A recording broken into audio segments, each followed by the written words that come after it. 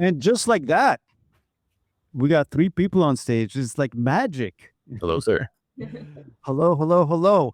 You know, I'm like delighted for a number of reasons. One of them is that we have like 3 Canadians on stage right now, you know? So all 3 of us get to complain about our, infinitely low dollar value. I don't know. Something like that. I'm going to let, first of all, you 2 introduce yourselves very quickly. Hey, Or do I just have to pick someone? Okay, Linda, you go first, please. hopefully I'm not a little bit laggy. We're on a web performance stream and it looks like I'm a little bit behind here, but I run a page called Ecom Ideas on a website. So I go look for what's kind of sizzling and trending on e-commerce. And that's kind of what we're going to be talking about today is some of those examples, but how to do them responsibly. Awesome, awesome. And Mr. O'Neil. Yes. Hello, sir. And hi, Linda. I'm Shawn O'Neil. I'm the VP of Performance Consulting at Yoda, previously founder at SpeedSense, which was acquired by Yoda earlier this year. So we help large brands, large e-commerce businesses make their websites faster. Really cool chat there from David about e-com as well. We're more on the enterprise side, so bigger brands with in-house dev teams, and I coach dev teams to help build performance into their culture. Awesome. And I'll say this quickly. Shawn was a guest of mine. It might have been like episode 5, maybe, of a Speedy Stream. I could talk about that another time. But fantastic story. Let's get into the details here. So why do I have these 2 amazing folks here with me? Well, or with us, pardon me. I'd been watching both Shawn and Linda separately. And Linda, I loved the way she would sort of like present her cases in terms of like page layout with respect to e-com. And for those out there who may or may not know, design decisions quite often have a lot of impact around the engineering of a page. And I've always known that. Some people may not, but I always kind of kept that in mind when it came to even conversations. And Shawn would also do these sort of like audits online, from time to time.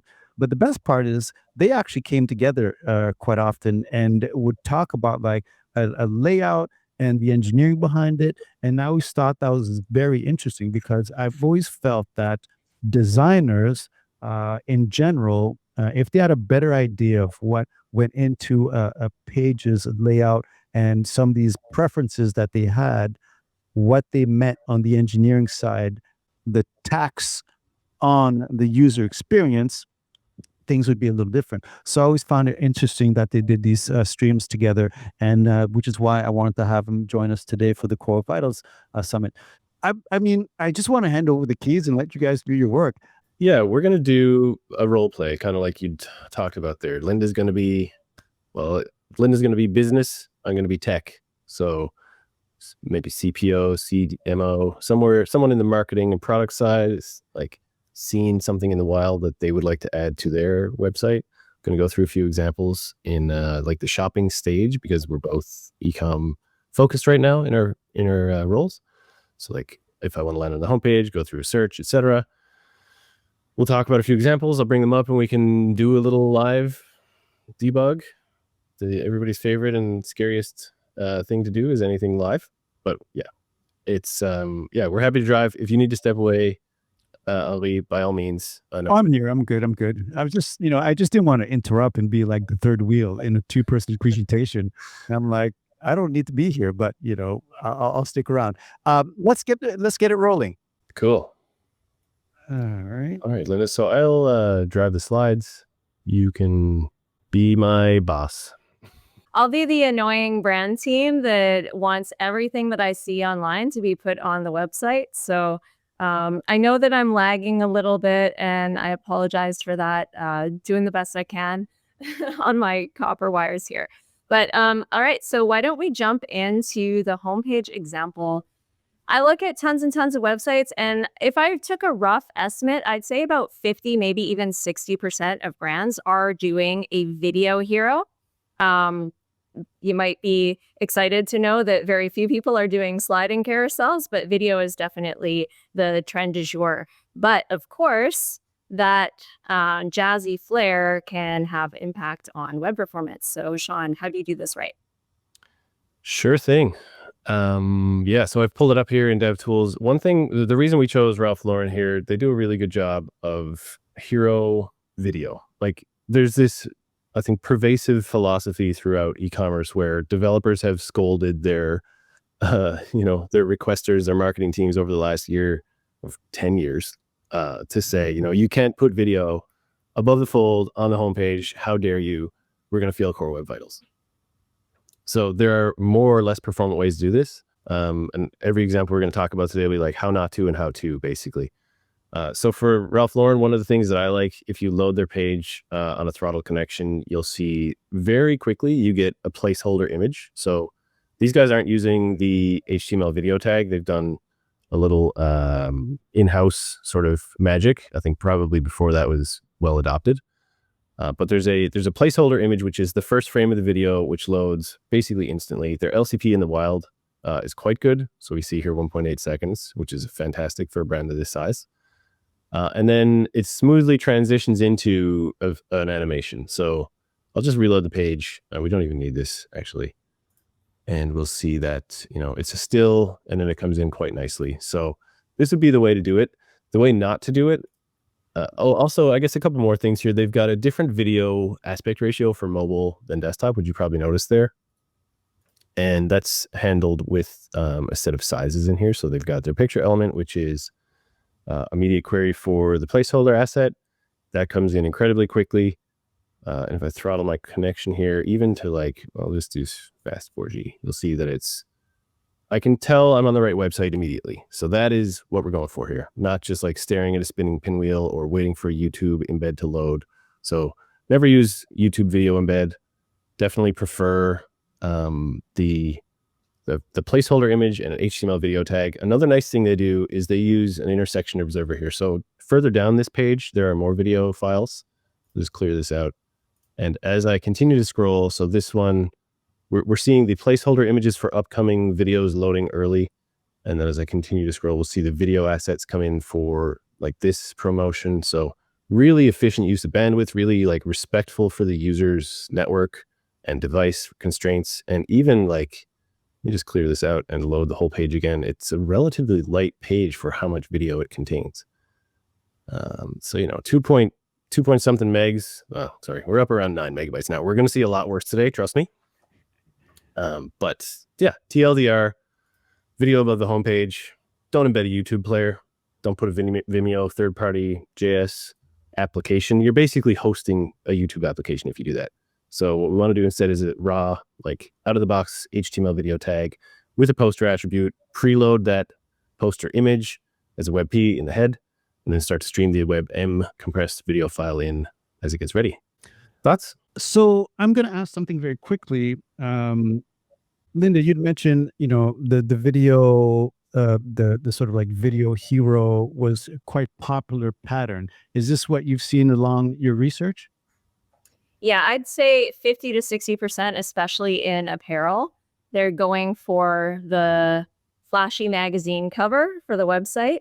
And interestingly enough, I do still see occasionally someone using a YouTube embed in their hero element, even in 2025, almost 2026. So I wonder if that is partly due to, business users are super empowered now where they have themes that act like CMS and they can upload their own video anywhere throughout the site. And they're not always thinking about web performance or the best format or how to do it. Mm-hmm. And, Shawn, I'm going to ask you this question as well. So you mentioned the YouTube embed as a big no-no. Am I to surmise that this YouTube embed, like you said, it's like loading its own little app? Is the LCP the metric that's taking the hit in that case?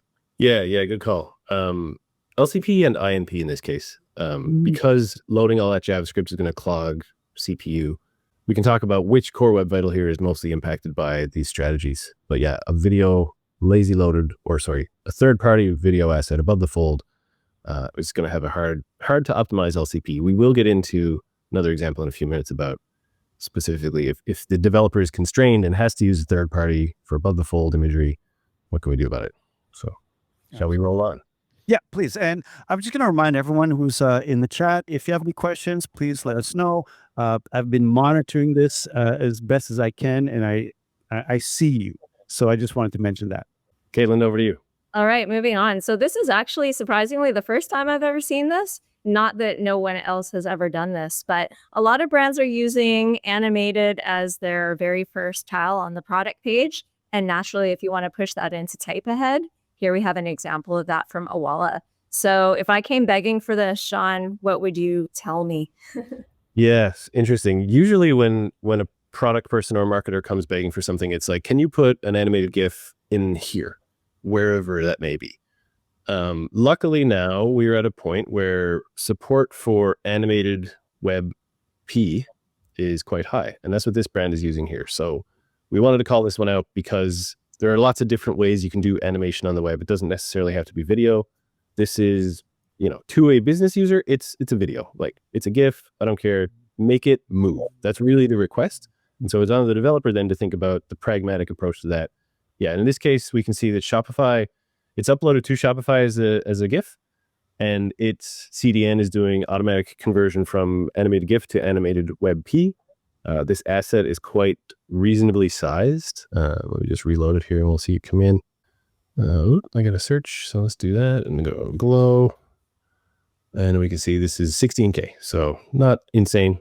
Yeah, WebP with animation, looks like video, looks like a GIF, half the payload. Shopify does it for free out of the box.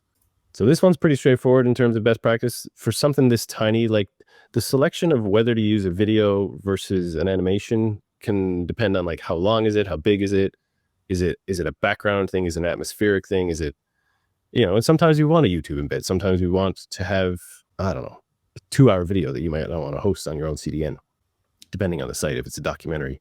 And so in this case, yeah, animated WebP, it's a win. It's easy. It's just like a GIF, well supported. I think we got like 95+% global browser support. And then we don't need to argue about how you pronounce GIF. I mean, I'm not going to. We don't need to argue about it because I was like, my teeth were grinding. So, and in this case, are we talking about, is it above the fold? Which vital is sort of like under threat if you're not using the proper format? It's going to depend on the page. This is a tricky one. I think the biggest issue here is the responsiveness on that final W. Mm-hmm.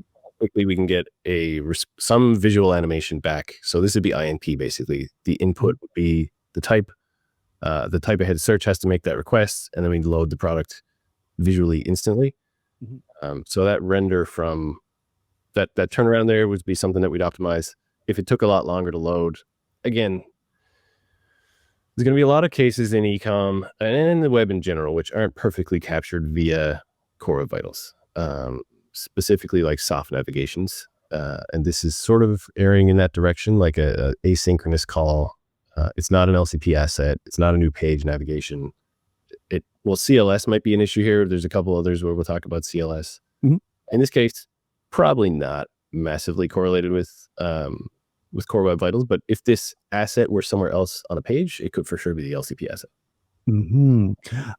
Linda, I'm going to ask you a quick question here. And I know one thing about e-com is that generally, I'm not going to say always, but generally, shoppers, users, they want absolute clarity in the photo, in the image.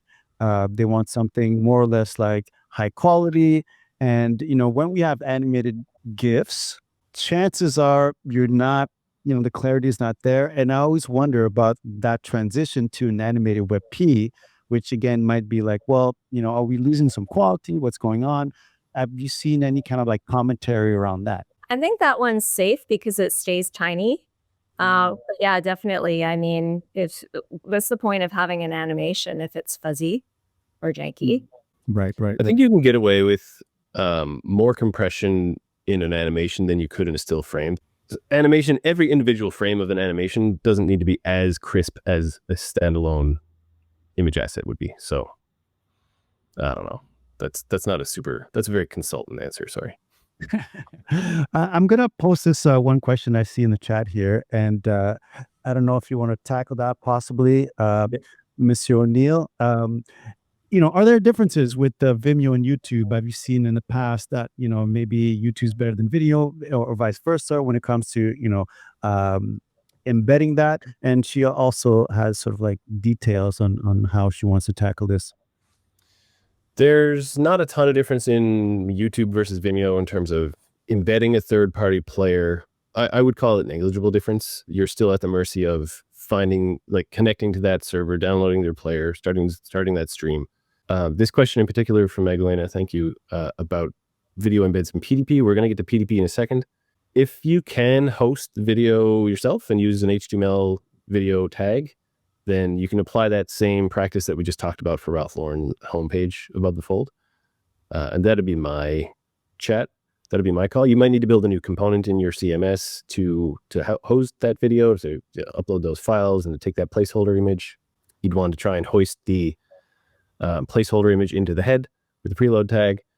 So a lot of different strategies there.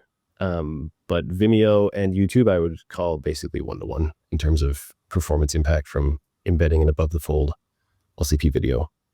Awesome. I'll let you guys proceed. Thank you for that question, by the way.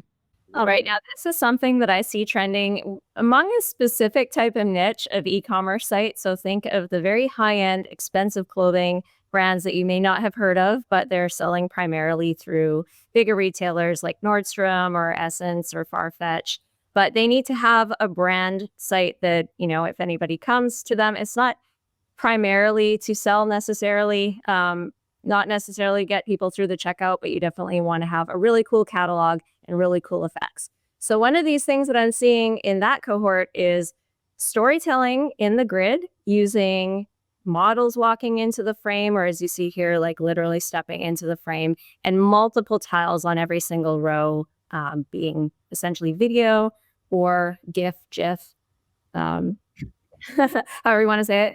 Gin is GIN, so that's my argument for GIF. But anyways. Cool. All right. So in this case, this is more of a I wish you guys this is more of a what not to do, unfortunately. So the problem here, if I load this page, I'll just I just want to see the size basically. And one thing that we'll look for immediately is what are the first assets that are being downloaded. This video you can see is still stalled, so there's this perception that it's quite slow. I'm on a fast 4G throttle connection, so relatively representative of your P75 user. But a lot of jank, as we talked about earlier, jank in terms of low frame rate, and it's because we're up here around 27, 28 megabytes. If I just let this go, this page is 105 megs, 107, 110. So all the videos are being loaded at once, and that's sort of the anti-pattern here. Absent, unfortunately, with a video tag, you can't just use loading equals lazy like we can on images. So, hey, W3C, get on it. That'd be really nice. In the interim, what brands do is, as I showed, I guess, on that homepage example from Ralph Lauren, is use an intersection observer to download the video file as it's about to be scrolled into view. And if you want to preload an image tag that's a placeholder for that, you can do that as well. So the challenge here is, if I sort these by size, we've got these 12, 11, 10, 9 megabyte images or videos.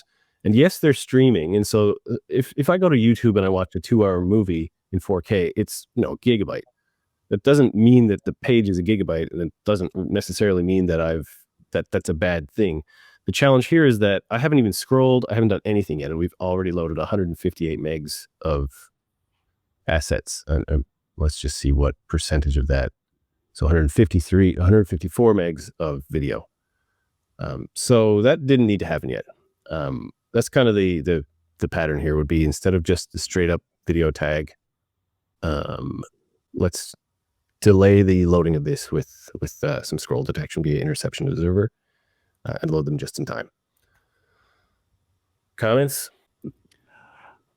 I mean, I don't see much in the chat, but absolutely, I do believe that if you're going to mess around with video content, you have to be extremely careful, because of what you just sort of displayed right there. Things constantly loading nonstop. Like, hello, 100 megs. over that, it's a little wild. But again, I think it gets back to the idea of, as we talk about the sort of like the vitals, we talked about the jank and, making sure that we don't, and, please correct me if I'm wrong. I'm just kind of like babbling here, but, making sure that we do have this sort of, non erosion of that user experience, because like you said, like stuff was starting to slow down. We're dropping frames seemingly, but these were all videos that just kept loading and nonstop. So yes, these are patterns that need to be observed and maintained as best as possible. Yeah, shout out to Sia here too. I hate the videos because my eyes are tired of seeing constant movement. I can't pause. 100%. We're getting like very Blade Runner ads everywhere, video everywhere, dystopian future, and sure. I have a comment on that. So animation fatigue is a real thing. I am seeing like Gap, for example, Aritzia, will do sort of a block of videos, 3 or 4 models together on the homepage, or sometimes as a row in the PLP, but they will have pause buttons for accessibility, etc. But it's almost like those don't even matter because you have to apply them to every single one, and that's tons of friction. I guess you can stop all of the animations through an accessibility tab if you have one of those little widgets floating around on the site, and the user can control that with one shot. But that's definitely an argument against using these kind of things for sure. I wonder if we'll see the pendulum swing back like we have with homepage above the fold carousels. Like, okay, we can do video now. Maybe we overdid it. There's a sweet spot. Yeah. No, it'll be interesting. So, hello. So that's our kind of stream. PDP. Hey, we'll keep it friendly. We'll keep it PG. PDP. Go ahead, Linda. Yeah, so me as the brand, I've seen these at a few different places. And just to explain how these types of interactive video galleries are served, there's 2 platforms that I know of, one called Echo, EKO, which is what we're seeing here, another one called Sauce. And basically, they go beyond just apparel sites. I've seen them on like stroller sites or like hard goods for your kitchen. Basically, the idea is the PDP gallery, instead of images that you swipe through, becomes this interactive self-guided tour. So you can see, going back there, you can shop by size and swap out the model video series. And as you scroll through, it will all be that model. But you can also go through the tabs at the bottom to flip through to different demo videos and stuff. So there's a lot of different ways. It basically turns this into an interactive app-like experience within the PDP gallery. But of course, that's a third-party app, and there's a lot going on here. So, Shawn, would you say yes or no if I asked for this? As a developer, we're often not allowed to say no. So, we'll talk about how. There are ways that a brand could build this in-house. This could be, there's always going to be a build or buy discussion. Like, can we do this ourselves, or do we want to find a third-party widget to do it? To your point, Echo has this out of the box, but that's going to come with performance penalties. We'll talk a little bit about the effect of that here. And most e-commerce businesses aren't tech companies like Amazon, Walmart, Best Buy. They have, massive teams of front-end, back-end, site reliability engineering. And so they've got multi-million-dollar teams that can do this kind of R&D. Andy Swim is a swim brand. Like they don't have 6-figure devs sitting around to build client-side applications that do, React rendering on the server before you ever deliver this. I'm a little bit ranty right here. Sorry, rambling. The challenges that come up in the current implementation, and we'll just assuming that I've been tasked with having to implement this, and you've already selected the vendor, because usually the dev team wouldn't have been involved with the RFP for we need a video above the fold thing. A lot of this stuff just ends up falling into the laps of the development team. And then when it's slow, they're like, the business comes back and says, why did you make it so slow? It's like, guys, I was sort of handcuffed. And so what we can do here, and what we're going to see here, is that when this loads, I'll just reload it here with a bit of a throttle. There's a lot of CLS, first of all, you'll notice. So this is footer. And then you can see the buy buttons came in. Actually, let's do it in here. And I can do a little bit of a throttle. And we will just reload. So yeah, we're going to see CLS. We're going to see LCPs long to come in, a significant amount of CLS, and then yeah, that's basically it. That was the buy stack there. They do placeholder image, which is good. You can tell there's a little bit of a difference there between when the images are loaded and then when the application finally boots, we'll say. These size selectors aren't immediately available. We'll see in the waterfall here. So initially we just have an image, a placeholder image of what I guess they've intended to be the first frame of the video. I respect the attempt here is very similar to the Ralph Lauren homepage example and likely what I would recommend. The bigger problem is that the page loads and we get free exchanges on all US orders. So that's probably down here somewhere in the footer usually. And we also get the one piece, but the buttons, the buy stack, as Linda calls it, which I quite like. So this group of controls to make the purchase is above the fold. So we've got CLS here well over 1 because you're pushing everything down off the screen. When the image finally does come in, that's pretty good. I'm not mad at that. I'm not sure that this is going to be the LCP asset though. I think in this case, you're kind of up the river on LCP because this is an iframe. This eventual application that gets loaded is an iframe embedded into the site. So yes, the user's perception of it, at least I'm on the right page, at least I'm seeing something begin to happen, is good. And I think that's commendable. Core Web Vitals here, it's going to be a challenge. The only real thing that we would do is if we know that the above the fold primary content is from a third party, don't let the browser discover that as it's getting down to that DOM element. So preload the third-party JS, pre-connect to that domain in the head. This page can inform the browser early on, like, hey, I know I can't do much about this, but go and get the assets as quickly as you can. So in summary, that's sort of our takeaway here is it's going to have a lot of CLS. We actually don't want to defer third-party JavaScript in this case because a lot of brands will say, well, just kick out all the JavaScript, especially the third-party JavaScript. We don't need that to load early. In this case, yeah, we actually do because it is painting the LCP element. It's the reason the page exists right now. It's like if you're on Google Maps and you delayed the loading of the map. Cool. Thoughts, questions? Should we move on? I don't see any questions so far. I'm saying I can only imagine. Yeah, I don't see any questions so far. Aaron's question there about the videos, going back to that PLP kind of multi-video grid. I do see a lot of sites. We picked kind of one that wasn't using this, but I do see a lot of them using that poster image and using the interaction observer. So you will see just for a second or half a second, a still frame before it starts animating in.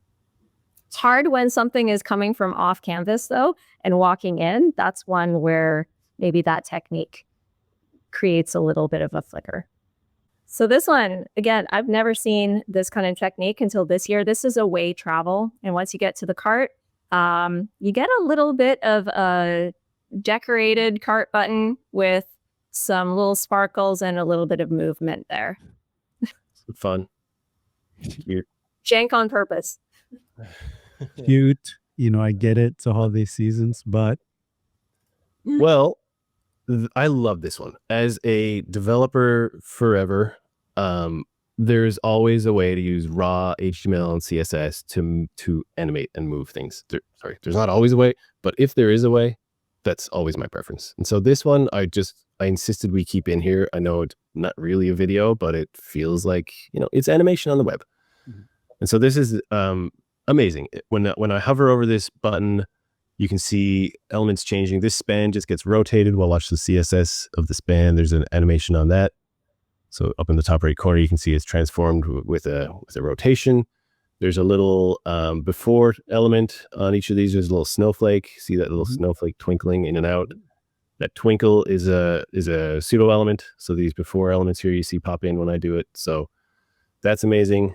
Yeah, I just love this because you can do animation without loading more files, without, having to slow things down. Again, probably not really affecting Core Web Vitals other than you didn't have to get more assets. So the way not to do this would be like make that little GIF that plays or stops on hover.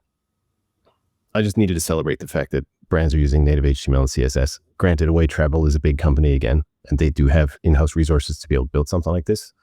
I just gotta give them props. Absolutely. And, that actually, oh, did you want to say something before I just jump in and sort of like opine? No, I was just smiling at the fact that they tried it this holiday. That's so gutsy. The biggest peak of the year, and they're gonna possibly introduce it distraction into the cart. So very brave, very bold. Obviously, companies have opportunities to go to a third party, to do X, Y, and Z, like the sort of like that swimwear org, they had this whole, basically, like you mentioned, like a whole app within your page, managing your video and everything else. And, basically like the YouTube embed, it's bringing on its own set of issues. And, we also have in contrast what you just mentioned right there, the idea of using native HTML and CSS to get the same job done sometimes, you know. So is this basically the conversation that should be had? Drop the third parties or look for a native solution before you reach out to grab a third party. Because again, I understand third parties are necessary, but the advancements, pardon me, in CSS and especially have made a lot of this uh, not, you know, uh, unnecessary, but there are options. Yeah, I think that's the evolution of HTML, CSS, and browser specs and APIs in general. First, it's custom JavaScript. Then it's like, you know, initial early support with a lot of polyfilling, and then eventually we become fully adopted specifications. And so, yeah, I agree. It's nice to see that stuff move forward. Even the video tag, right? Like a couple of years ago, you couldn't do a video tag on your website. You had to do the HTML, or sorry, the third party embed. Yeah. So it's great to see standards continuing to keep up. And that's really all we're doing here in practice and optimizing Core Web Vitals in general. It's like teach brands to use the best practices that they may not be aware of. And I'm sure a ton of people on the call here have seen a lot of cases where things could have been done better. Absolutely. And, I think it's super valuable that what you've done together in terms of just positioning a page design and layout. And it's like, now let's talk about the tax. And some people may remember a long time ago, and I'm sure, Shawn, you do. Hey, I mean, you probably saw it because it's your space. But what's his name? Paul Irish had done this little stream about optimizing a YouTube embed. yeah, And, I think there's still a web dev article on that now. yeah, it's fling or facade. It's a Yeah. great pattern as well. If you need to use YouTube, yeah, I meant to call that one out today. yeah. He did a video from it too. All right, so people have been watching. They've been thoroughly impressed. They love the direction. They love the vibe of your presentations. Where can they find you? LinkedIn for me. Okay, Linda. LinkedIn and Ecom Ideas on LinkedIn and ecom ideas.com with one M.